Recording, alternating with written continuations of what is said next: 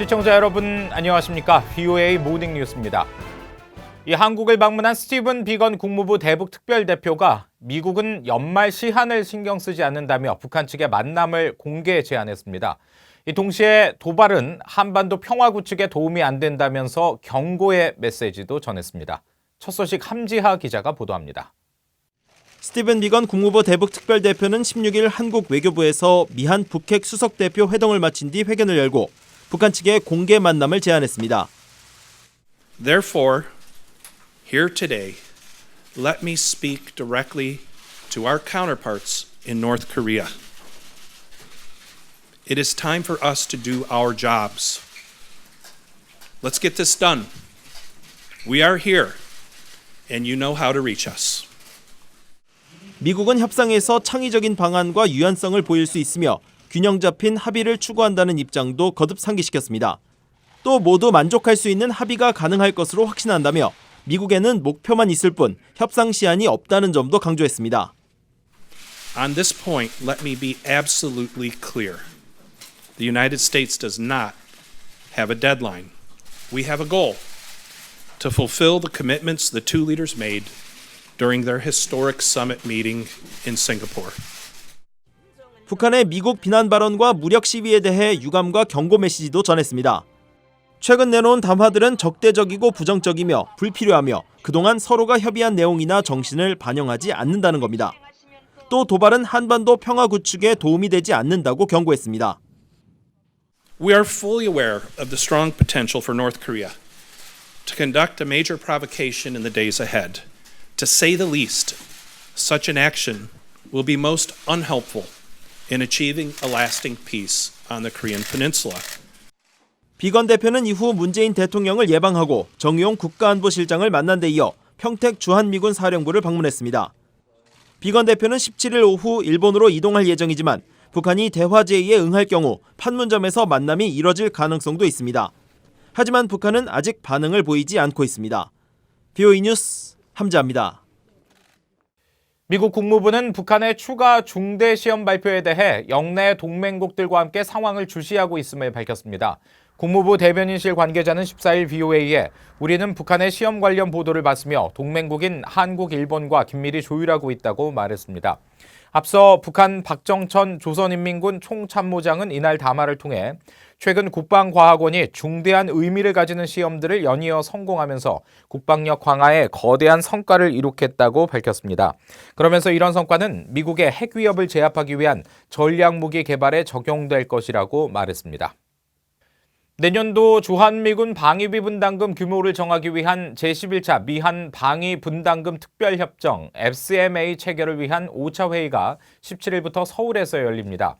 이틀 일정으로 열리는 이번 회의는 이달 초 미국 워싱턴에서 4차 회의가 열린 지 약 2주 만에 열리는 것으로 양측이 추가 일정을 잡지 못할 경우 올해 마지막 회의가 될 가능성이 있습니다. 미국은 올해 방위비 분담금 1조 389억 원의 5배가 넘는 약 50억 달러를 요구하고 있으며 한국 측은 기존 SMA 틀을 지켜야 한다는 입장을 유지하고 있는 것으로 알려졌습니다. 앞서 도널드 트럼프 대통령은 한국의 방위비 분담금과 관련해 미국은 한국을 보호하기 위해 많은 돈을 사용하고 있으며 한국이 분담금을 상당히 더 많이 내는 것이 공정하다고 생각한다고 말했습니다.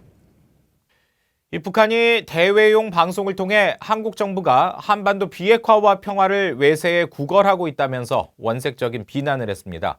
미국은 물론 중국까지 포함시킨 한국 외교 정책에 대한 비난인데 남북 관계를 미북 관계 하위 개념으로 두려는 의도 등으로 분석됐습니다. 서울에서 한상미 기자가 전해왔습니다. 북한의 대외용 라디오 평양방송은 스티븐 비건 미 국무부 대북특별대표가 방한한 15일 한국 정부의 외교 정책에 대해 외세 의존 행보라고 주장하면서 멍텅구리 짓이라는 원색적인 비난을 했습니다. 한국 문재인 대통령을 직접 언급하진 않았지만 남조선의 현 당국자라고 낮춰 부르면서 올해 남북관계 개선과 평화를 구걸하고 다녔지만 한반도 정세는 더 악화됐다고 주장했습니다. 문 대통령이 지난 5일 왕이 중국 외교부장 면담 때 중국 정부의 긍정적 역할에 감사드린다고 한 발언을 구걸로, 지난 7일 미한 정상 간 전화통화는 쑥덕 공론이라고 비하했습니다. 북한의 이 같은 비난은 기본적으로 남북관계를 미북관계의 하위 구조로 보는 것이라는 분석이 나옵니다. 한국 정부가 북한의 기대와는 달리 북한을 편들지 않고 미국이나 중국과 같이 국제사회와 공조하려는 모습을 보이고 있기 때문에 북한으로서는 우리 민족끼리에 협력해라 하는 취지에서 강력한 비난을 하고 있다고 봅니다. 북한이 중국 왕이 외교부장에게 한 문 대통령의 발언까지 비난한 건 중국에 대한 불만 표시이며 미북 협상이 의도대로 흘러가지 않자 외교적 짜증을 드러냈다는 지적도 나옵니다. 중국의 모종의 역할을 할 수 있었다고 그러면은 그 욕을 안 했겠죠. 지난번 왕이 부장이 평양에 갔을 때 김정은 위원장을 안 만났거든요. 그게 사실은 불만이었다고 볼 수 있죠. 중국에 대해서. 미국을 상대로 기싸움을 벌이는 북한이 한국은 나서지 말란 신호를 보내는 것이라는 분석도 있습니다. 미국하고의 그걸 하면서 그 다음엔 이제 우리 정부하고 어떤 실제적인 경협이라든지 교류가 이루어질 때는 모르지만은 그 협상 단계에서는 이제 더 이상 문재인 대통령이나 우리 정부에서 나서지 말라는 이런 신호를 계속 보내는 거라고 저는 생각합니다. 북한은 앞서 대외선전 매체 우리 민족끼리를 통해 미국의 발목이 묶인 한국 정부가 남북 합의를 전혀 이행하지 않았다고 주장하며 철면피라고 비난하기도 했습니다. 곽 전 실장은 이 같은 북한의 대남 압박이 한국 정부의 운신을 더 어렵게 하고 있다고 덧붙였습니다. 서울에서 VOA 뉴스 한상미입니다. 이 북한이 서해 위성 발사장에서 또다시 중대 시험을 했다고 밝히면서 위성 발사와 핵심 기술이 겹치는 이 북한의 대륙간 탄도미사일 ICBM 역량이 주목되고 있습니다.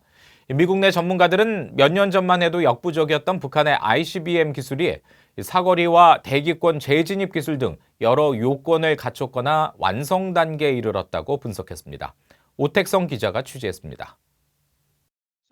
제프리 루이스 미들버리 국제학연구소 동아시아 비확산센터 소장은 북한이 ICBM이 주요 역량인 사거리와 대기권 재진입 기술, 정확도, 핵무기 소형화 부문에서 모두 필요 요건을 넘은 것으로 평가했습니다.